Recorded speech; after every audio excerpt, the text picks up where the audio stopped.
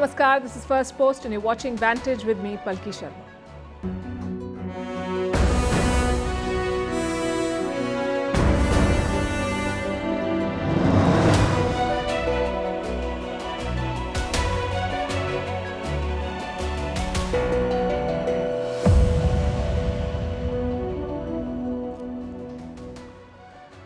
Will he, won't he? The question has been doing the rounds for weeks now. Turns out he may not. We're talking about Xi Jinping. Reports say he will miss the G20 summit in New Delhi next week. What explains his absence? We'll analyze that tonight. Meanwhile, as the world joins the AI race, America is weaponizing one chip company and its stocks are soaring, so much so that it has entered the $1 trillion club. This is the story of Nvidia. In India, ISRO is preparing for its next adventure. We'll tell you all about Mission Aditya. It's aiming for the sun. Is Russia attacking Poland already? We have a report for you tonight. Why is Japan pushing for a record high defense budget? What's happening in the coup-hit country of Gabon? Who is their new leader? Why has France signed a defense deal with faraway Fiji? Why does Canada have a bee emergency? And on World Sanskrit Day, we discuss why the language is dying and why it's imperative that we resuscitate it. All this and more coming up. The headlines first.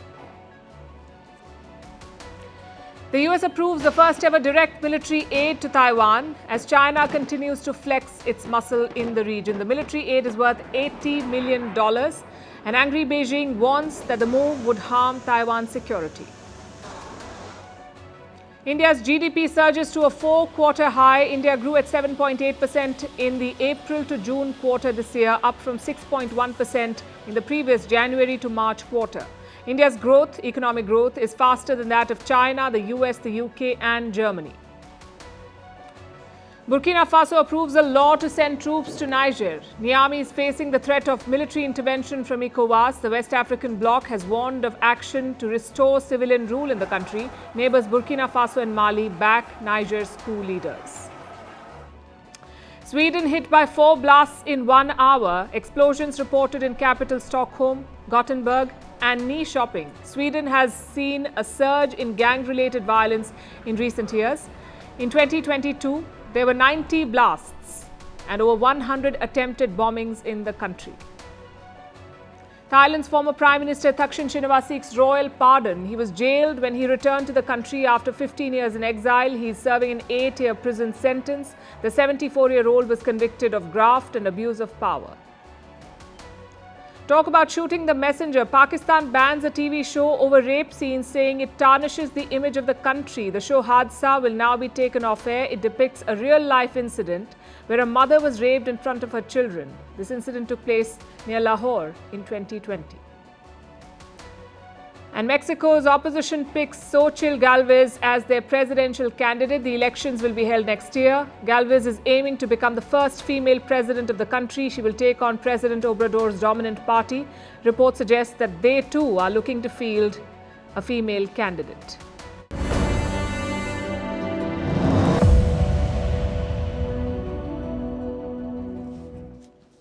India's G20 guest list is getting shorter. First, Vladimir Putin pulled out, and now Xi Jinping could be doing the same. Reports say the Chinese president will not be attending the summit in New Delhi. Instead, the Chinese premier will fly down. Now, just a disclaimer, this is not official yet. We've not had confirmation on this from either India or China, but the rumor mills have been buzzing for a while. Indications were that Xi Jinping will not come. The obvious question is why? Why wouldn't Xi Jinping visit India? He travelled to Bali for last year's G20 summit. He also travelled all the way to Johannesburg for the BRICS summit earlier this month. So why not New Delhi? The report does not mention the reason. Chinese and Indian sources have said that Xi Jinping will not attend, but they've not said why. And come to think of it, it's not really surprising. China has repeatedly tried to sabotage India's G20 presidency. They have skipped at least 2 meetings, one in Arunachal Pradesh and another in Jammu and Kashmir. They've also been blocking joint statements after most meetings. The West wants tough language on Ukraine. Russia and China want it watered down. But these are political objections. Some of it has been petty and absurd.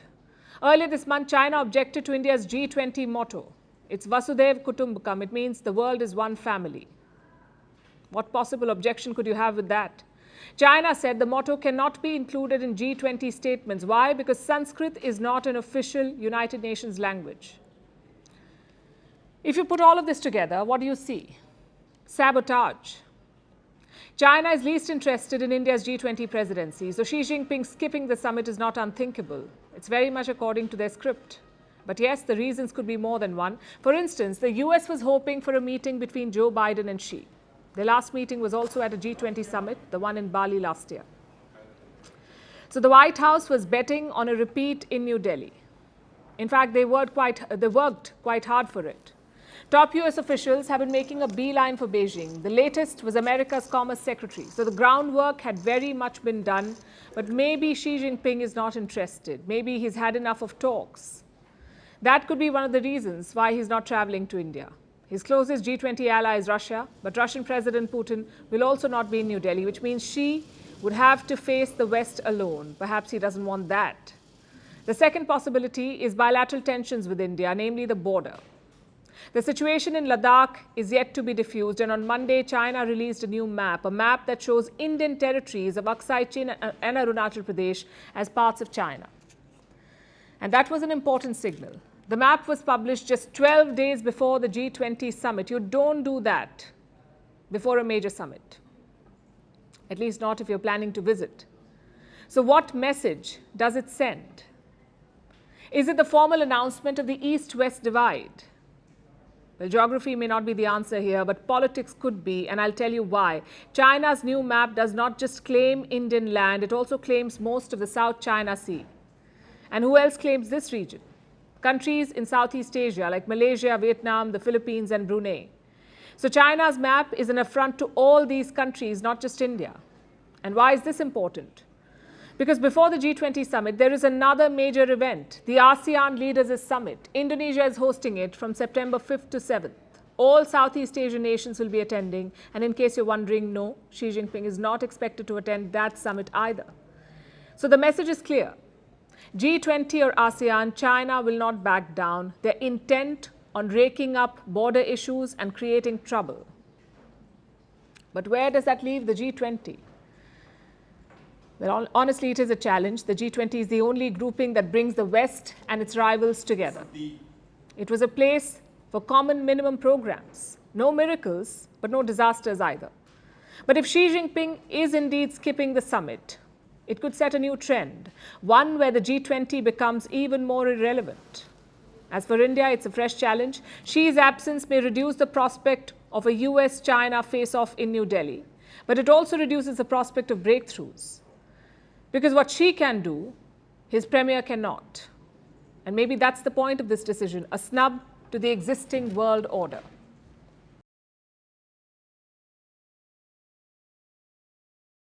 Our next story is about a company that has become one of America's biggest strategic assets, a company called Nvidia.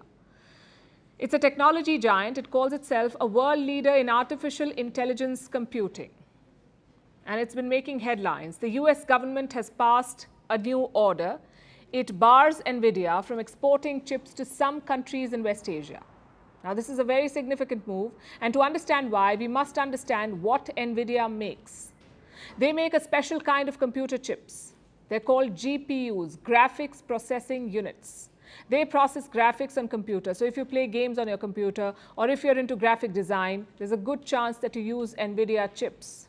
They're very advanced, and the US sees them as a strategic tool, so much so that they're dictating who can get their hands on Nvidia chips. Like I said, the Biden administration has issued orders blocking the sale of chips to some West Asian countries. Earlier, they'd restricted Nvidia chip sales to China, and this applied to advanced chips. Washington feared that they would help the PLA, the Chinese army. Now, we don't know which countries have been banned in West Asia. They have not shared names, and Nvidia's statement does not say very much, but most reports throw up two names, Saudi Arabia and the UAE. This year, these two countries have placed a lot of orders. They bought up thousands of Nvidia chips. Riyadh alone bought 3,000 chips. What about the UAE? We don't have a number, but we're given to understand that the UAE gave orders in a similar range, meaning thousands of graphic chips. And now the US is throttling the supply. The new rules apply not just to Nvidia, but to all chip makers, but we're focusing on one company because it's the most in demand. Major Chinese companies have placed orders here. Baidu, ByteDance, Tencent, Alibaba, many other Chinese companies have given large orders. Together, the bill is set to be more than $5 billion. Deliveries were supposed to happen next year, but now Washington has stepped in, and they will decide who gets what and how much of it. What explains the surge in demand? The explosion of AI. Nvidia chips are the driving force behind AI services, artificial intelligence. Applications like ChatGPT run on them. These chips are used to train ChatGPT. In fact, most AI apps run on Nvidia chips. They're preferred because they can multitask. They can process multiple commands simultaneously, and they're the market leader in this game. I think it's a surprise, but not a surprise. I think that the paradigm of compute is changing. They have a monopoly, at least today, in terms of accelerated compute. And with generative AI and large language models, it's unleashed the power, of accelerated compute. And, they're the only game in town. All countries and tech companies worth their salt are entering the AI race. Microsoft has Bing, Google has Bard, China's Baidu has launched the Ernie bot. Saudi Arabia and the UAE have their own plans. All of them need Nvidia chips, hence the unprecedented demand. It's a dream run for this company. It's made them one of the most valuable companies in the world. The stock price has gone through the roof. This year, they saw a jump of 234%. And the rally is far from over. Experts say Nvidia will rise further. Some are predicting a jump of 125%. Earlier this year, the company broke another record. It entered the $1 trillion club. Today, it is worth $1.2 trillion. And this is a very small club, the $1 trillion club. Apple sits at the top, followed by Microsoft, Saudi Aramco, Alphabet, Amazon, and finally Nvidia. Do you notice something here? How many of these companies are American? 5 out of 6. And all of these 5 are tech companies. Aramco is an oil company. And this puts the US in a unique position. It gives America significant leverage over the global economy and over global markets. American policies can dictate supplies and influence pricing. A favorable policy will keep supplies steady and the prices low. But a protectionist approach will disrupt supplies and push up prices. In other words, the US can weaponize its tech companies. This will lead to a trade war, but America would have a clear advantage. And this is not hypothetical. We've seen it in the recent past. During the Trump years, the US used its dominant position. President Donald Trump announced trade restrictions. He forced countries to extend more favorable terms. And some of those policies are still in place. So while countries still go to war in the traditional sense of the term, they're also in a position to wage war by other means. In this changing geopolitical landscape, corporate giants can be weaponized. And there is no guarantee that superpowers will wield this power responsibly. And how does one counter this influence? Through constant innovation. India's ISRO is showing the way. Not resting on its laurels, just days after the grand success of the moon landing, India's space agency is gearing up for the next adventure. And this time, India is going to the sun. The mission is called Aditya L1. Aditya means the sun in Sanskrit. And what is the meaning of L1? That's the final destination of this mission. I'll explain in a bit. Let's start with the launch, though. It is scheduled for the 2nd of September, this Saturday. And what is the meaning of Aditya L1, rather? And what is the meaning of L1? That's the final destination of the mission. I'll explain in a bit. Let's start with the launch.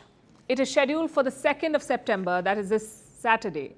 This is a mission to study the sun's atmosphere and environment. The spacecraft weighs 1,500 kilos. It is carrying special equipment to be used for scientific experiments.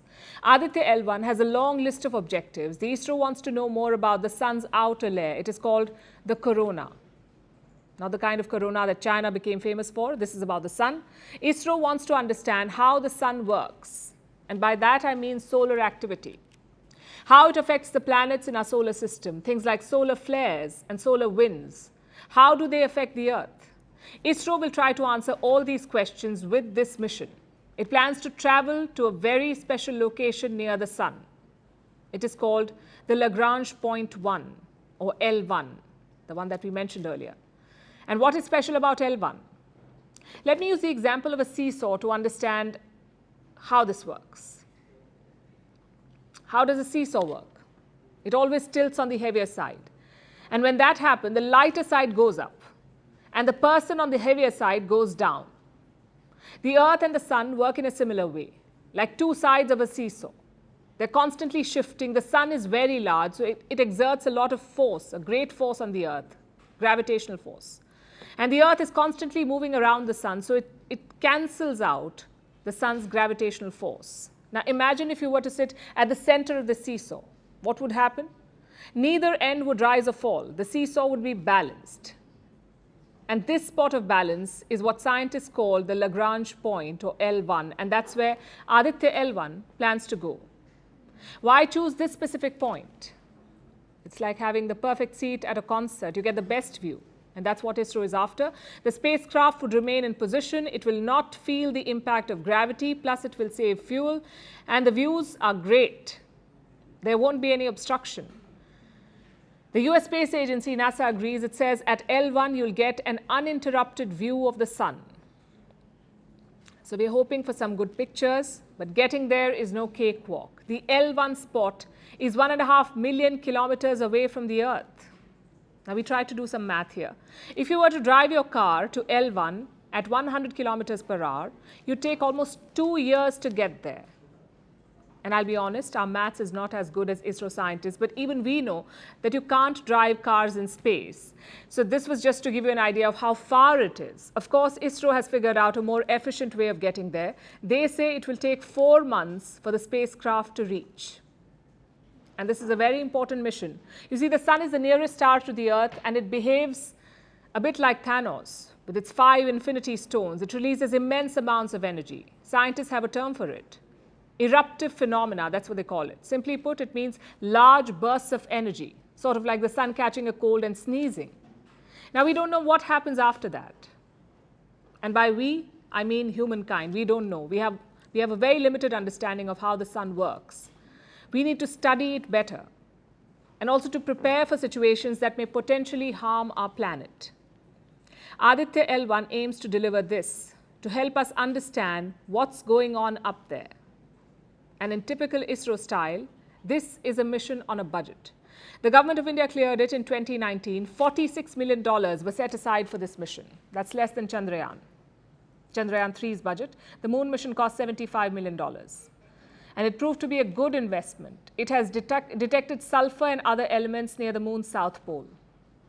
Now, ISRO is aiming for the Sun, and 1.4 billion Indians are cheering them on.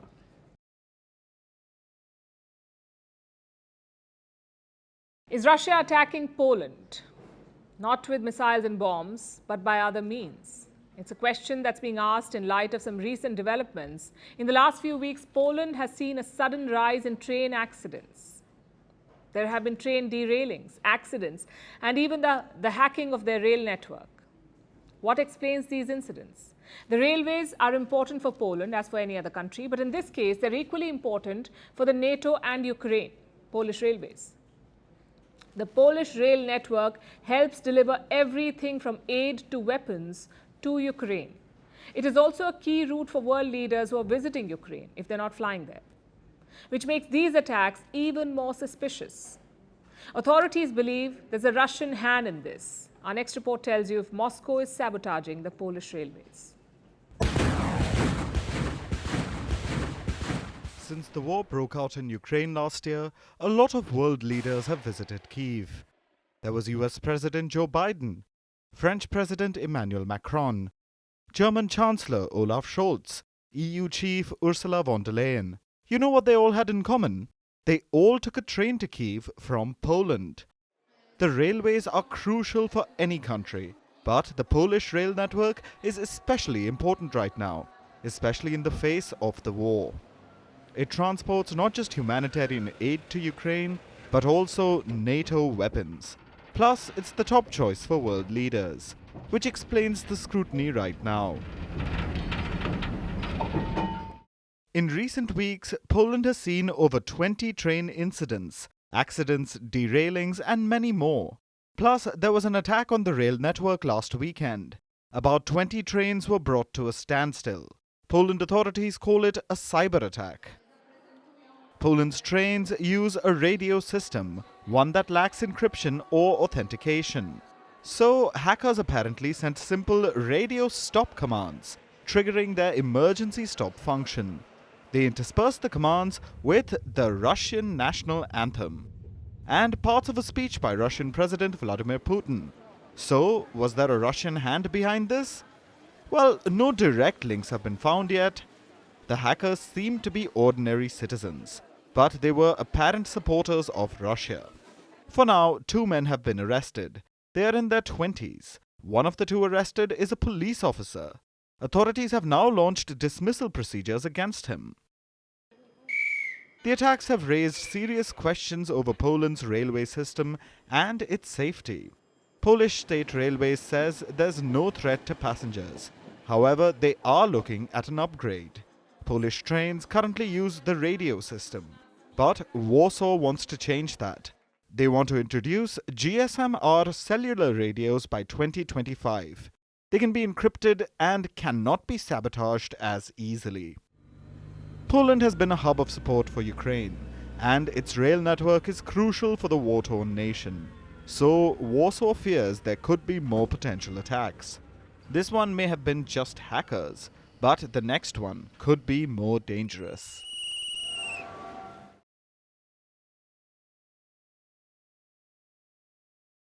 It's not just in Europe. War clouds are gathering over East Asia as well, and it seems like Japan has spotted them.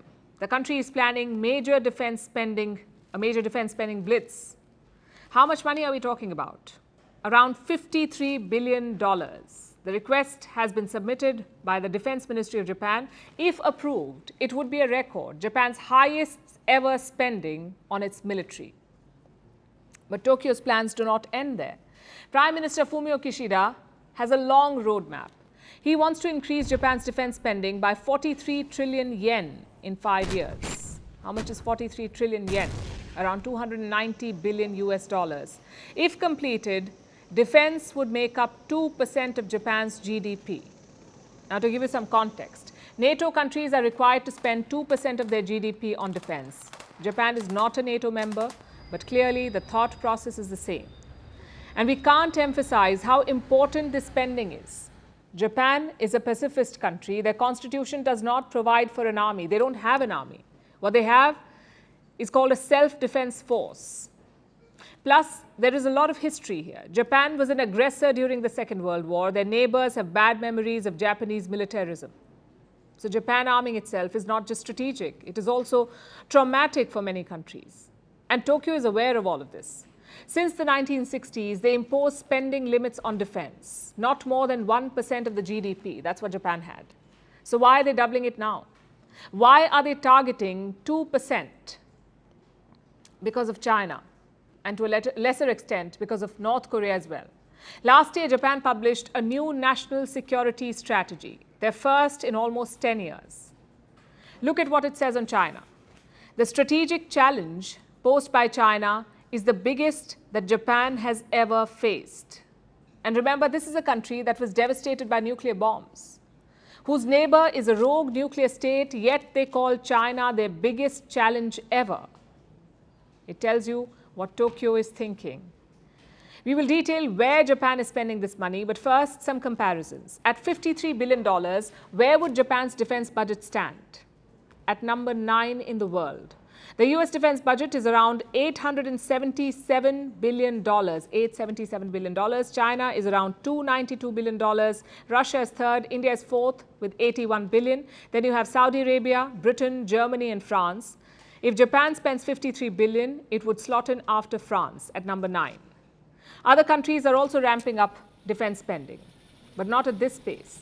The global increase in defense spending was around 3.7%. And Japan's around 13% in the upcoming financial year. And where is this money going? Around $8 billion has been set aside to upgrade missile defenses. This will help Japan counter possible attacks from North Korea. Around 500 million has been earmarked for fighter jets. Japan is making them with the UK and Italy, fighter jets. Also on the list are Tomahawk cruise missiles, new destroyers, and also more cyber warriors. Japan's cybersecurity unit has around 900 personnel. The plan is to increase that to 2,400. All of this will make Japan a complete fighting force, not just against China, but against North Korea as well. You see, on Wednesday, Pyongyang tested 2 ballistic missiles. They traveled around 400 kilometers before landing in waters between North Korea and Japan. What was the purpose of this test? To rehearse nuclear attacks on South Korea. Pyongyang also conducted a separate drill on occupying the South. Now, these are simulations. They're practicing. But they reveal North Korea's thought process. They're readying for anything, and that includes war. The US, too, is making moves in the region. They have approved another military package for Taiwan, a package worth $80 million, just peanuts compared to the earlier ones. But this one is special. It's called the FMF. That stands for Foreign Military Financing, FMF. And usually a package like this is a country-to-country deal. The US gives this assistance to other countries, FMF. But Taiwan is not a country, is it? The US follows the One China policy, so it recognizes Taiwan as a part of China. How then can this deal be legal? The US says it does not violate their One China policy, but Beijing is not buying it. This severely violates the One China principle and the stipulations of the 3 China-US joint communiques, especially the August 17th communique of 1982, and international law and basic norms governing international relations, and undermines China's sovereignty and security interests. China deplores and firmly opposes it. The Pacific is following the old military theory. The best way to prevent war is to prepare for it. And how do you prepare for war? By arming yourself. But more weapons also has a downside. It means more risk of a miscalculation. That's the big worry around this arms race in the Pacific, which is why open communication is so important. But don't expect much from China. Their policy is to poke neighbors and claim their territory. Confidence building is not their strong suit. As for Japan, the big challenge is to find a balance between the threat of China and the pacifist public opinion.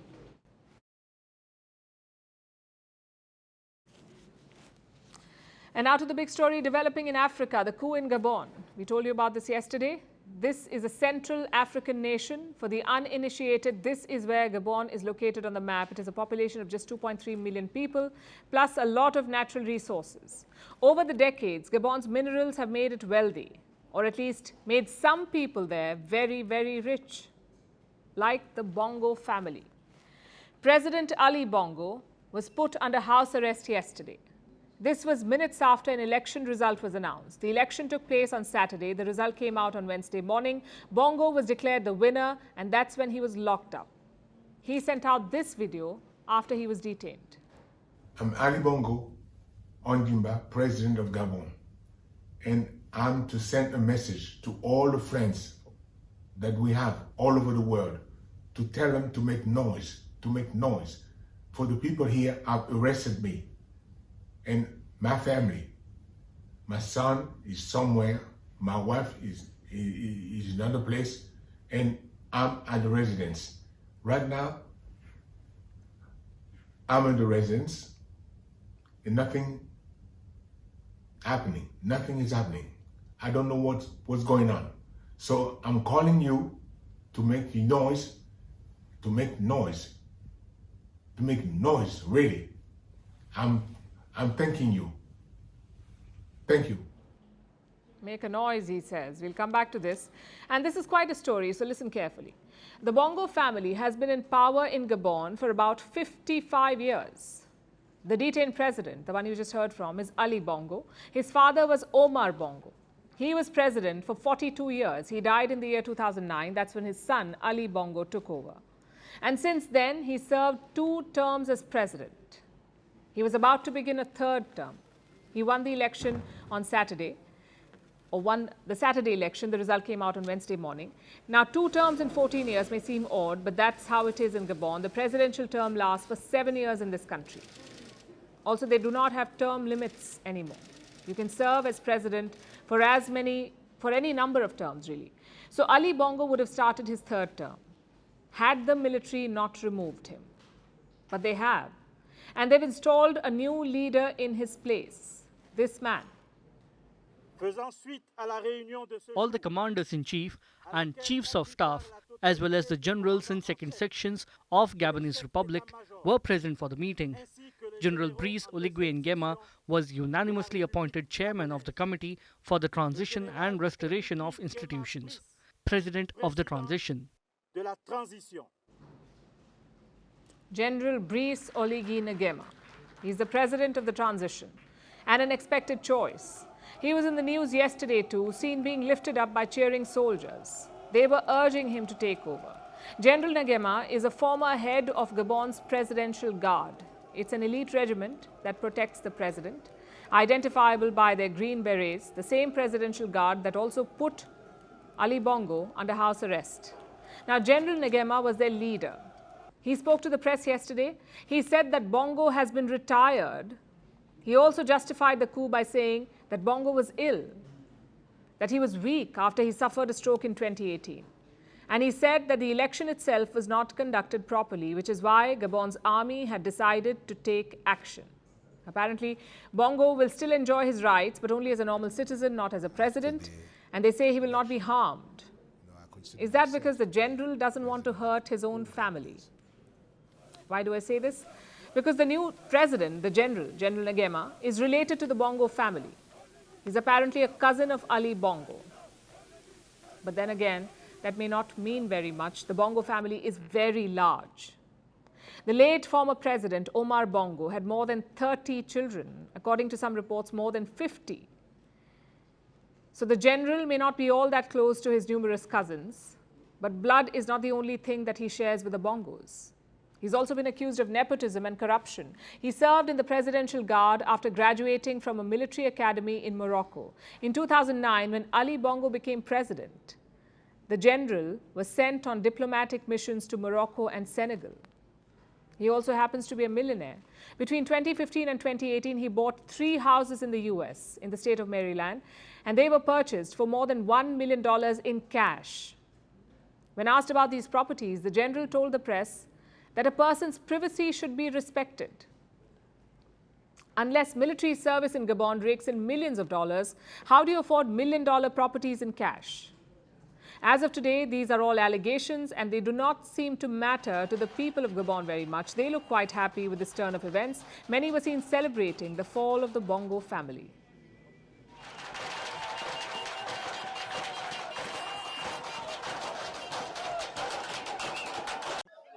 Now is the time for change. 60 years of dictatorship have ended. Amen. It's August 30, no longer August 17th. Now this is the Independence Day. The army has freed our country. We are free. We have the right to be free and to express ourselves the way we want.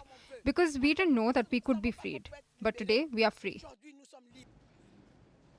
Let me take you back to that statement that Ali Bongo made from under house arrest.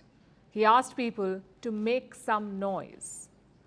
Well, as you can see, they are making a noise, just not the kind that he'd like to hear.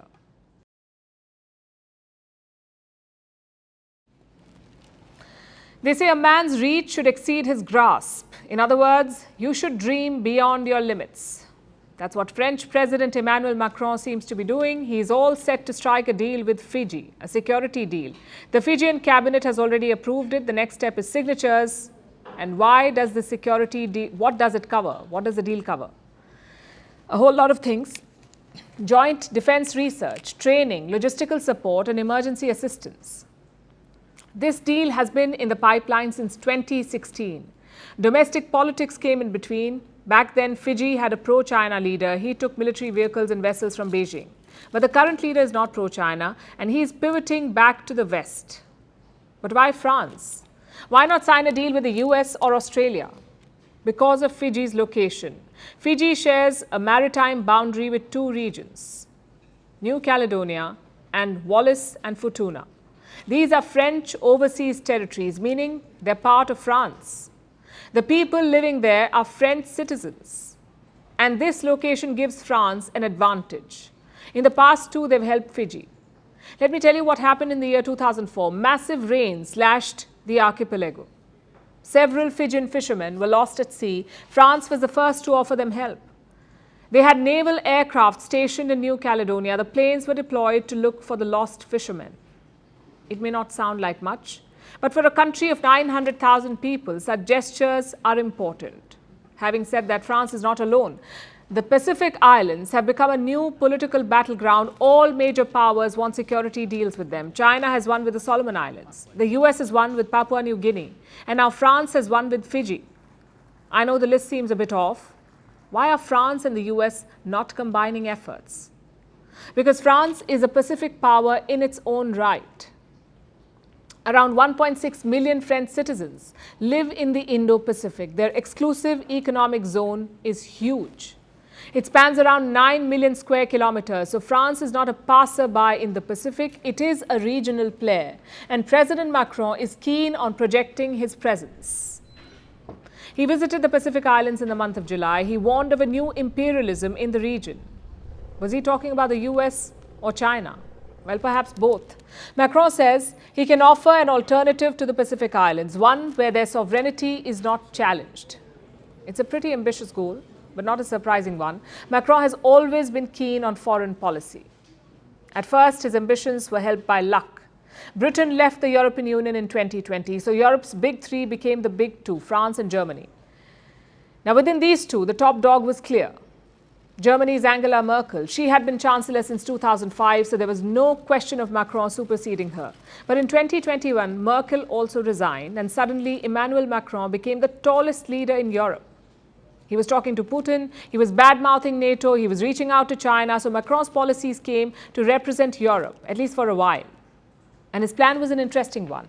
Macron knew that France alone could not influence global politics. It's only the 7th largest economy in the world, and its share in global GDP is just 2.1%. So what did Emmanuel Macron do? He tweaked his vision. He thought if France cannot be a world leader, then perhaps Europe can. Just look at all his proposals. Macron has been pitching for a European army. He's also been arguing for a European foreign policy, one that is separate from the US. In April this year, he reiterated this vision. Macron said Europe cannot be America's vassal state.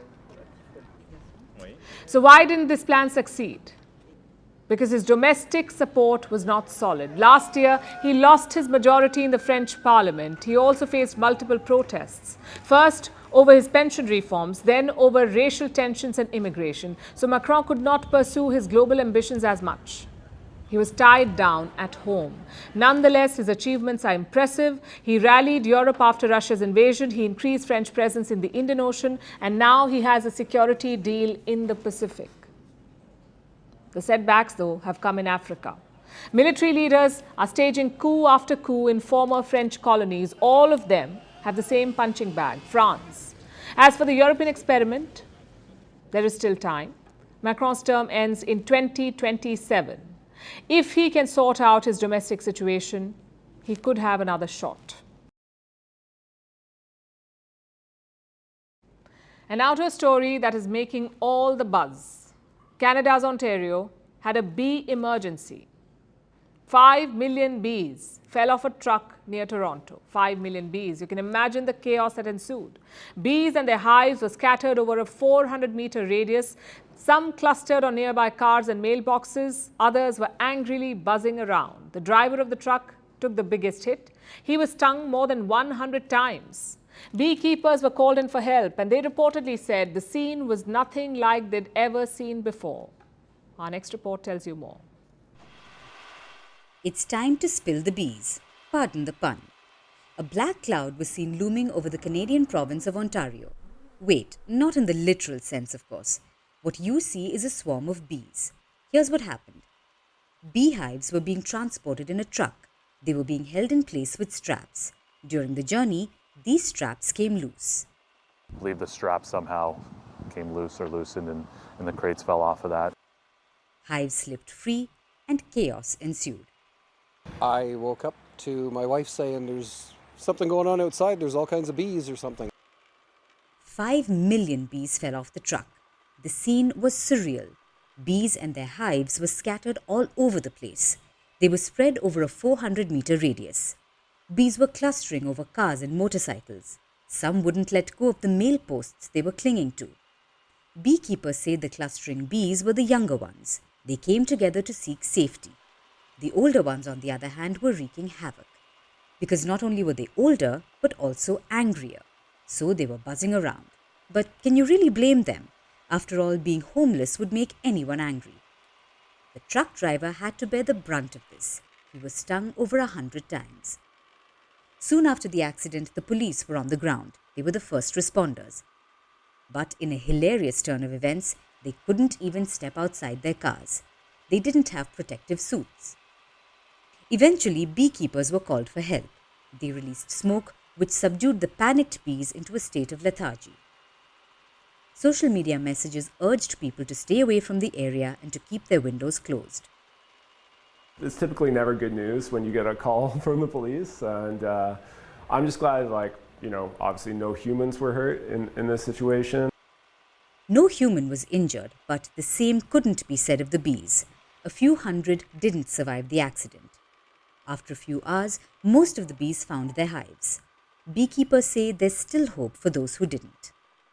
They communicate by smell, by sight, and all that. So they will start to communicate in those ways and figure out their way home. So hopefully sooner rather than later. We never thought we'd say this, but next time you're out for a long drive, don't forget to strap your bees. No matter where it came from, what it was about, every story we have discussed so far has centered around one topic: statecraft. A topic deeply loved by a singularly important Indian manual. I'm talking about Kautilya's Arthashastra. At the risk of sounding like Shah Rukh Khan, let me assume that you've heard the name before. This manuscript talks about the art of politics. It was written in the 2nd or 3rd AD, yet even today it holds water. But here's a fun fact. For a long time, Arthashastra had disappeared until this man, R. Shamashastri, rediscovered it in the year 1904. He was a Sanskrit scholar. After finding Arthashastra, he published the book in the year 1909, then translated it into English in 1915, and today the Arthashastra is one of the most valued texts ever written the world over.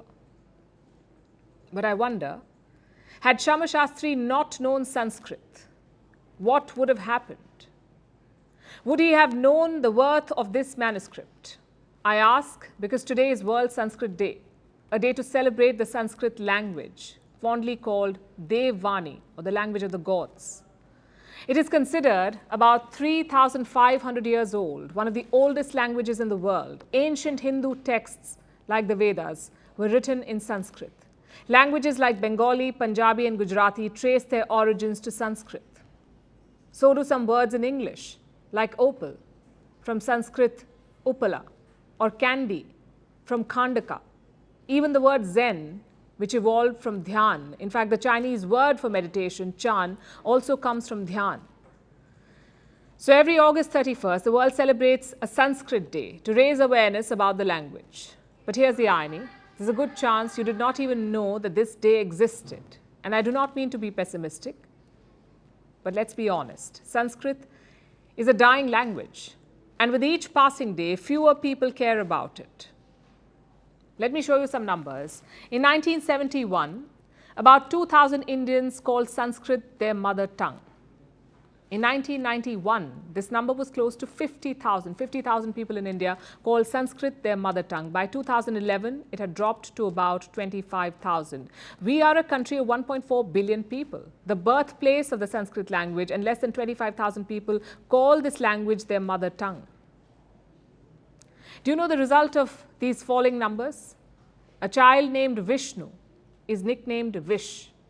Now, Vishnu is a common name in India. It is Sanskrit for the preserver, the name of a god, Vishnu.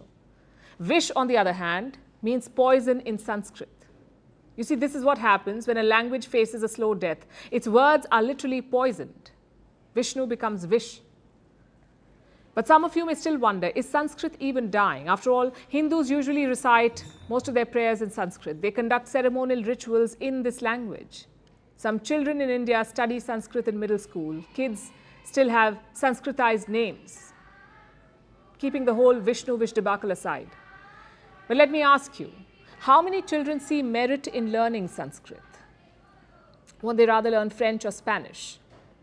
How many people actually understand the prayers they recite? Some experts say only about 100,000 people worldwide understand the prayers they recite. Clearly, rote learning words does not keep a language alive, but that does not necessarily kill it either. So here's the golden question. How does a language die? It happens when there are no surviving speakers. Dilution of the language hastens this pace of death. Languages like ancient Greek, Akkadian, or Aramaic are extinct. Sanskrit is quickly moving in that direction because of a number of reasons. The language was rarely transmitted in the written word, and this is a recent phenomenon for Sanskrit. Most Sanskrit knowledge was transmitted orally. It happened in the Gurukul systems. But as they collapsed, the knowledge was lost. Secondly, Sanskrit was always limited to a small circle of people, usually the Hindu priests. They did not allow it to reach the common people. And when that happens to a language, it dies a natural death. Today, it seems like Sanskrit has no value to offer, but let me bring back the example of the manuscripts. India has over 35 million of them. And they're not limited to India. Elsewhere in South Asia, there are more than 150,000. Reports say Europe has at least 60,000. And some reports say 95% of these manuscripts have never been translated. 2/3 of these are in Sanskrit. So for everyone who says that Sanskrit holds no value, let me remind you, no one knows what 2/3 of those manuscripts hold. It's a mine of knowledge, and we've barely scratched the surface. Sanskrit is one of the greatest classical languages. It showcases the genius of India. It is a window into the lives of the people who came before us. And in any culture, understanding and appreciating the past is crucial to moving forward. So yesterday, today, tomorrow, Sanskrit will be relevant. It is not dying. It is dormant. It's for us to do our bit, to resuscitate it.